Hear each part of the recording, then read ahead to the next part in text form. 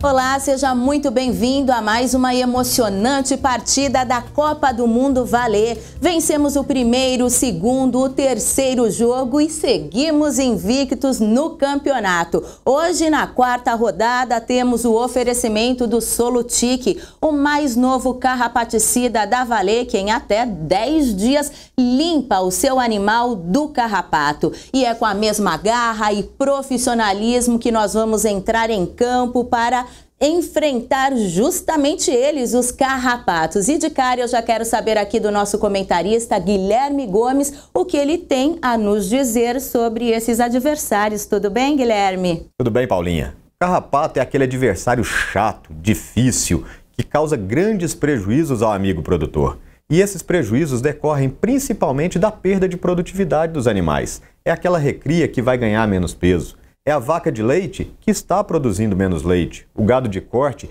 que, por estar ganhando menos peso, demora mais para ir para o abate. Mas o principal motivo desse grande prejuízo é uma jugada que pode ser letal para os animais. O carrapato é o principal transmissor dos agentes causadores da tristeza parasitária bovina, que são a anaplasma e a babésia. Quando essa jugada ocorre, as perdas são irreparáveis, podendo até mesmo levar os animais a óbito. É mesmo, os números finais da partida são de fato decepcionantes. Agora vamos em campo com o nosso repórter Anderson Hartmann, que tem mais informações. Passa a bola para você, Anderson. Paulinha, Guilherme, vocês sabiam que o prejuízo causado pelo nosso adversário de hoje chega a ultrapassar a casa dos 2 bilhões de dólares ao ano, devido principalmente à mortalidade dos animais? É muita coisa, né? Vamos entrar em campo então e ver algumas jogadas em que o pecuarista pode levar um drible do nosso adversário.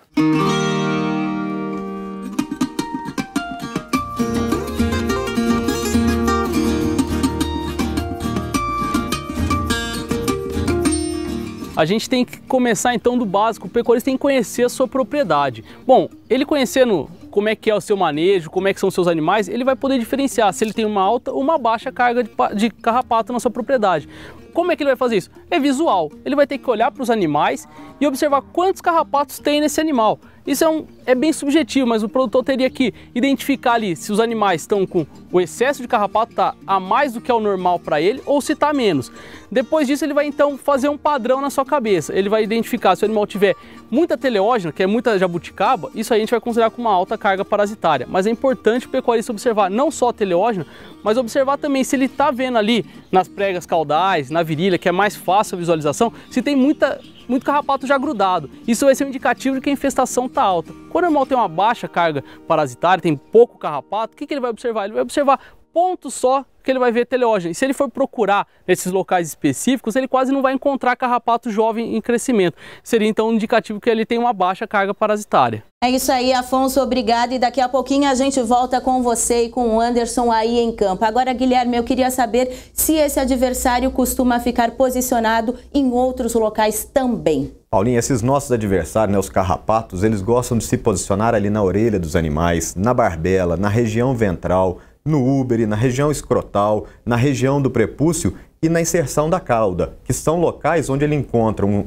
ambiente extremamente adequado para o seu desenvolvimento. Tá certo, e agora vamos mais uma vez fazer contato com a nossa super equipe. Anderson, sempre que o pecuarista vai avaliar o seu time, ele se depara com aqueles animais que são mais carrapateados. Por que isso acontece, hein? Conta pra gente.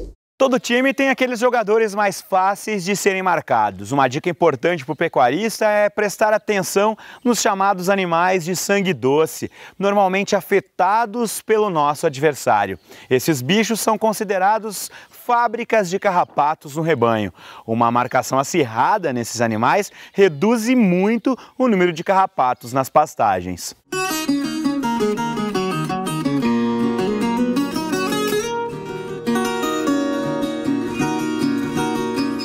A gente sabe que dentro de uma propriedade, então, quando tem o mesmo desafio de carrapato no pasto, no ambiente, A gente sabe que tem animais que vão ter mais carrapato que o outro. É o que são chamados popularmente de animais de sangue doce. Esses animais, a gente fala que assim, uma minoria deles, ou seja, 10, 15% dos animais do rebanho inteiro, vão abrigar mais de 50, 70% dos carrapatos da fazenda. O que isso quer dizer? Esses animais, eles são as verdadeiras fábricas de carrapato. Eles estão andando e eles conseguem tolerar uma maior carga parasitária, pois eles não se incomodam. E eles são favoráveis para quê? Para que o carrapato suba e complete seu ciclo lá.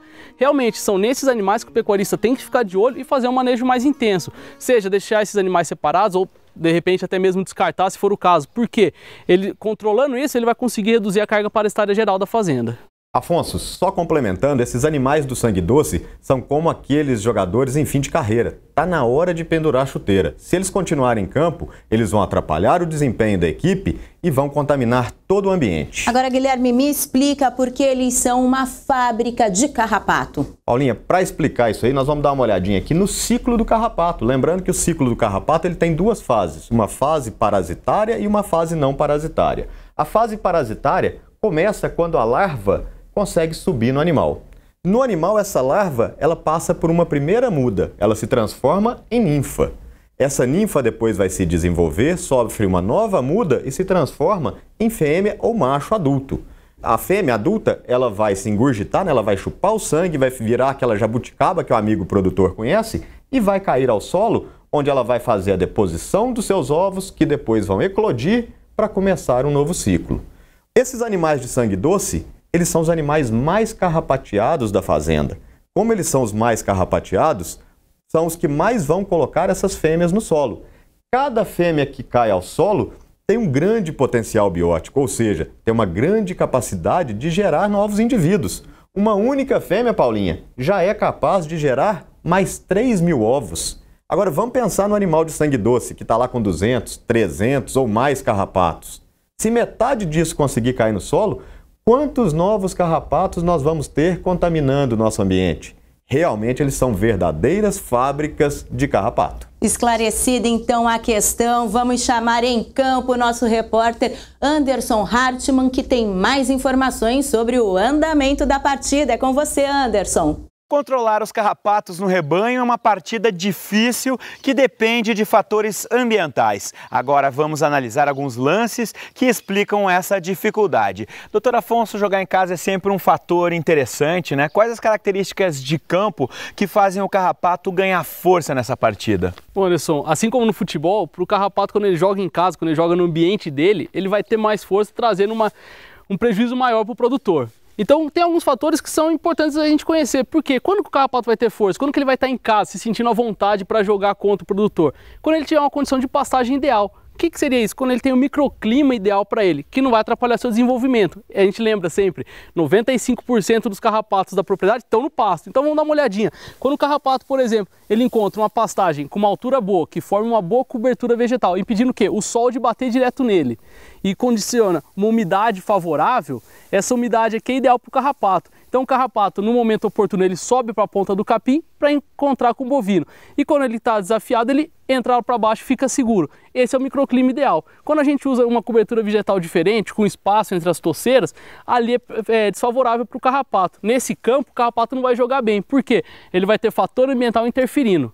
Bom, Guilherme, a gente sabe então que assim, o pasto é importante, agora o clima vai ser fundamental para controlar. Como é que isso vai mudar nosso protocolo de tratamento? Afonso, o clima vai influenciar principalmente na fase não parasitária do carrapato, porque na fase parasitária ele depende muito mais da temperatura corporal do animal, que não varia muito. Já a fase não parasitária, aqueles climas onde a temperatura está mais adequada, a umidade relativa próxima a 80%, favorece esse desenvolvimento lá no solo, que vai encurtar essa fase. Então nós vamos ter um número maior de geração de carrapatos. Isso torna o desafio maior. Quando eu tenho uma condição adversa de clima, de temperatura e umidade, isso vai desfavorecer o desenvolvimento da fase não parasitária. Então ela se alonga, eu tenho um desafio menor. E esse desafio, maior ou menor, que o Afonso até já citou para a gente lá no começo da partida, vai influenciar no meu tratamento. Num esquema de baixo desafio, eu posso fazer, por exemplo, uma aplicação com o Exceller mais o Solutic e 45 a 60 dias depois, eu repito somente o Solutic. Se eu pego uma região que está com alto desafio, eu estou vendo muita teleógena, muita jabuticaba, eu posso fazer um esquema mais intensivo de tratamento. Eu faço o Ectofos no dia 0, por exemplo. No dia 7, eu entro com o Exceller mais o Solutic. E 35 ou 42 dias depois, o Solutic. Dessa forma, eu vou ter um bom controle parasitário. É isso aí, foi graças a esse esquema tático que nós vencemos a 4ª partida da Copa do Mundo Valer. Os outros jogos da rodada estão terminando. Daqui a pouquinho a gente vai conhecer quem será o nosso próximo adversário. Enquanto isso, vamos a um rápido intervalo comercial. Não saia daí, a gente volta já já.